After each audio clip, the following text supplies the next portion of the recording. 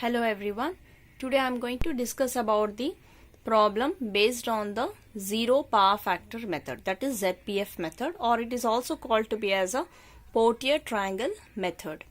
So in this problem, what is the given data here is a 10 kVA 440 volt 50 Hz 3-phase star connected alternator which has got a open circuit characteristic which is given in the form of a table.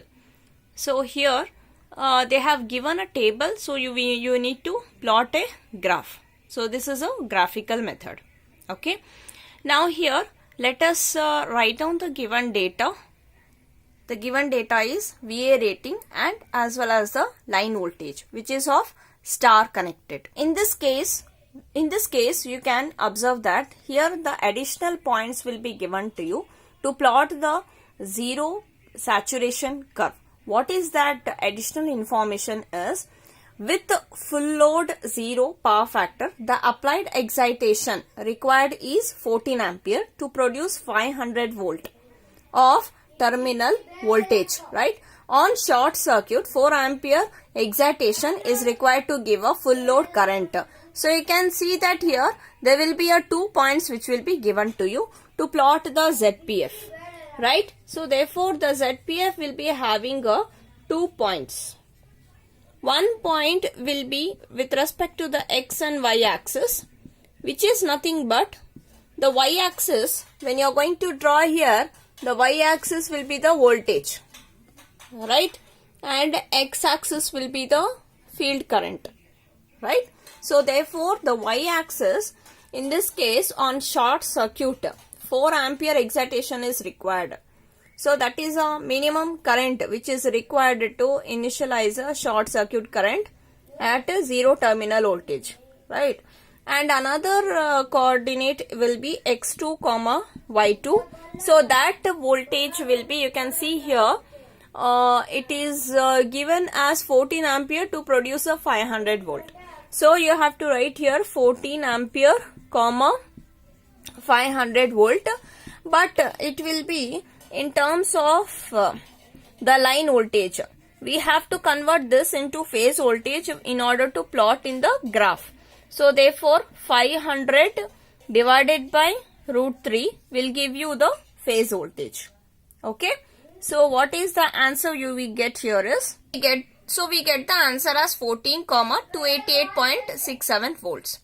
Okay, now here we have to find out the regulation by using this method. Okay, so what is the formula for regulation is percentage R, which is equal to E phase minus V phase divided by V phase into 100.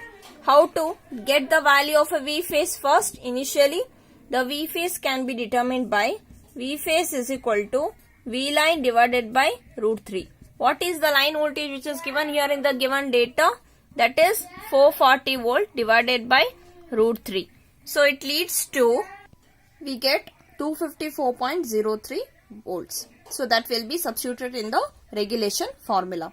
Now our aim is we have to determine the E phase. So to determine the E phase, let us see that in ZPF method, we have to follow the two formulas. What is that? Those two formulas are E1 phase is equal to square root of V phase into cos phi plus IA phase into RA whole square plus V phase into sin phi plus or minus, plus for lagging, minus for leading, plus or minus IA phase into XL whole square.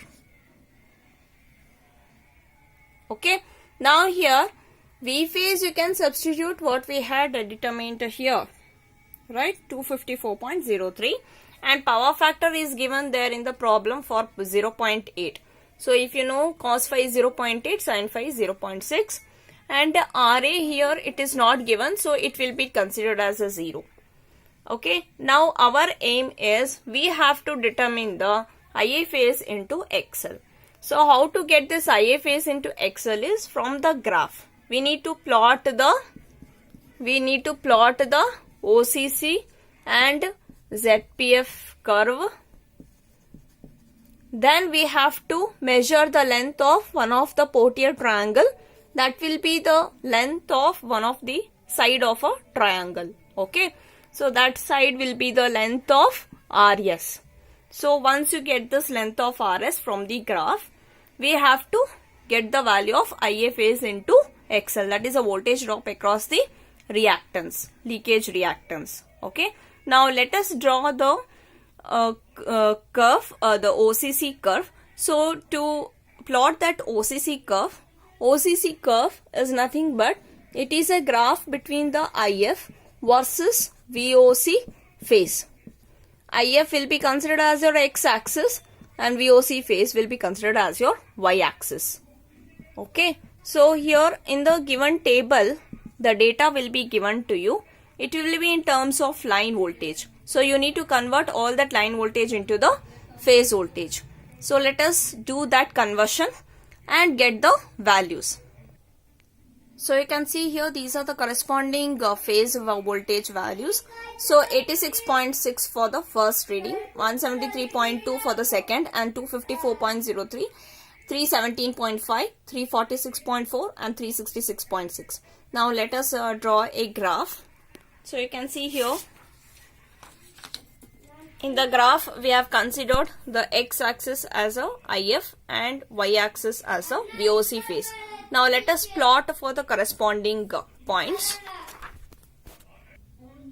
So here we can plot the graph, that is IF versus VOC phase.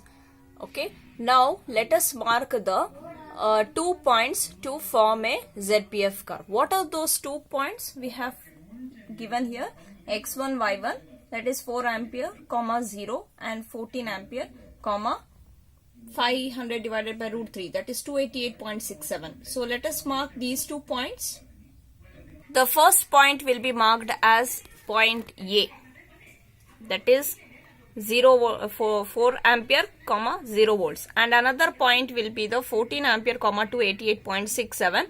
That point will be marked as P. Let us join these 2 points to form a curve. After plotting this ZPF curve, we need to draw the air line. So that air line which will be parallel to the OCC curve. So let us draw that air line. After forming this air line, now let us measure the length of OA. So it leads to around 2 centimeter. So the same length we need to mark from the point P to form a base of the another triangle. So we get the point. So let us mark that point as Q. So PQ. Now the another side of a triangle, what we need to do is parallel to this air line, draw till this point Q and intersect with the OCC curve.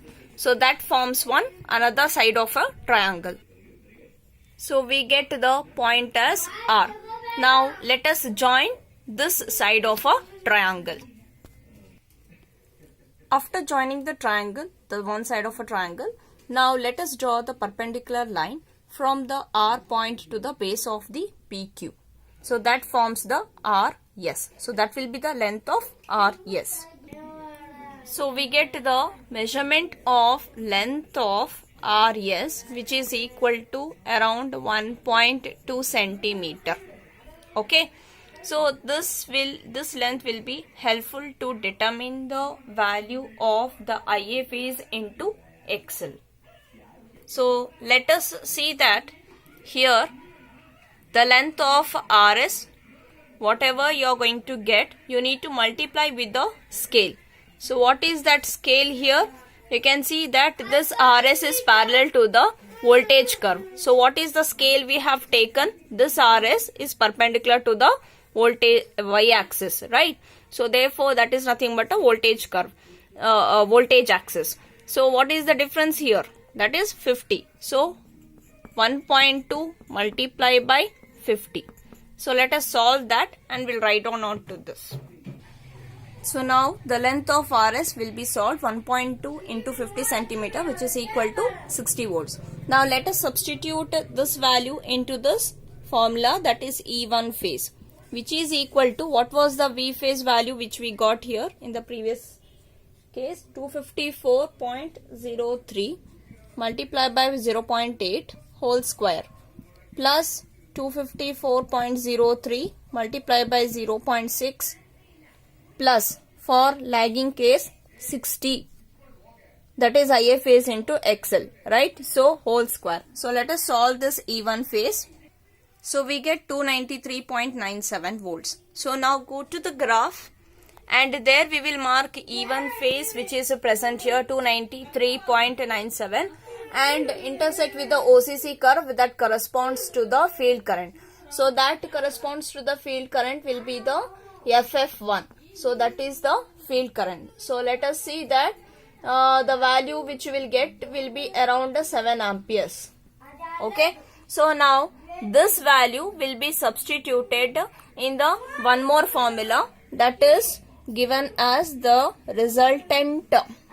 So from this corresponding we have got the FF1 around 7 amperes. Now FR square is equal to FF1 square plus FAR square minus 2 times of FF1 into FAR into cos of 90 degree plus or minus psi. So plus will be for lagging case. So FF1 is already obtained, right? So how to get this FAR? That is nothing but the length of PS. So you can measure here what is the length of PS. So length of PS itself will give you the value of the corresponding the field current.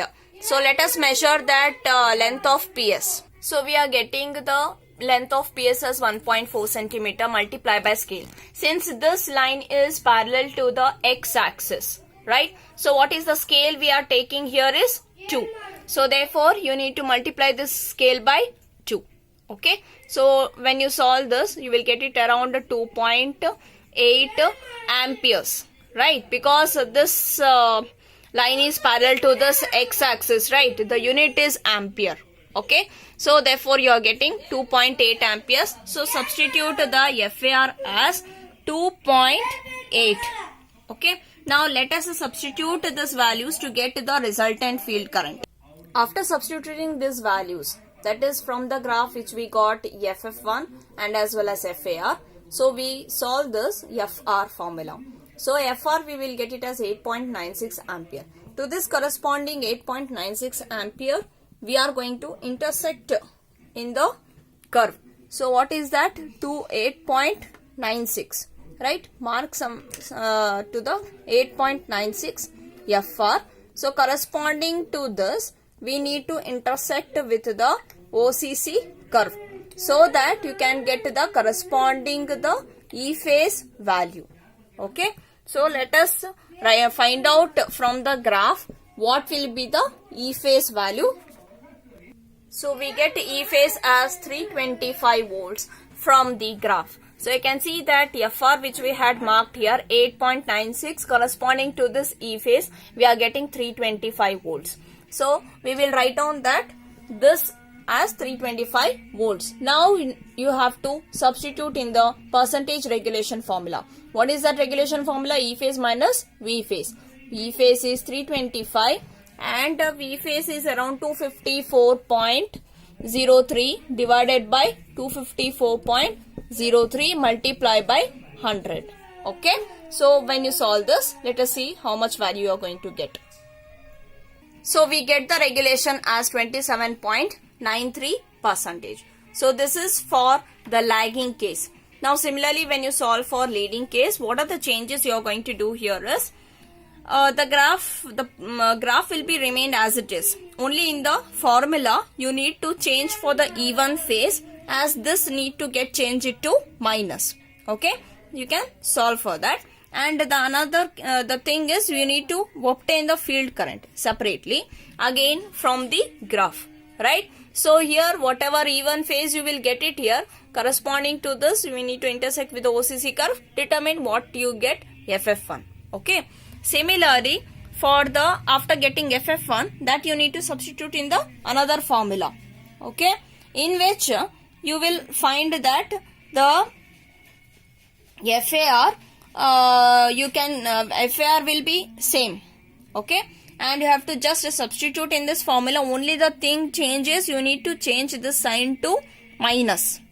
Okay, then after changing this sign to minus, again you get the new value of resultant field current. So that resultant field current you need to again intersect in this graph to get the corresponding E phase value. So you will get a new E phase value and substitute in the percentage regulation. So it will be more than 254 because you will get the negative answer for the leading case. Okay, so thank you.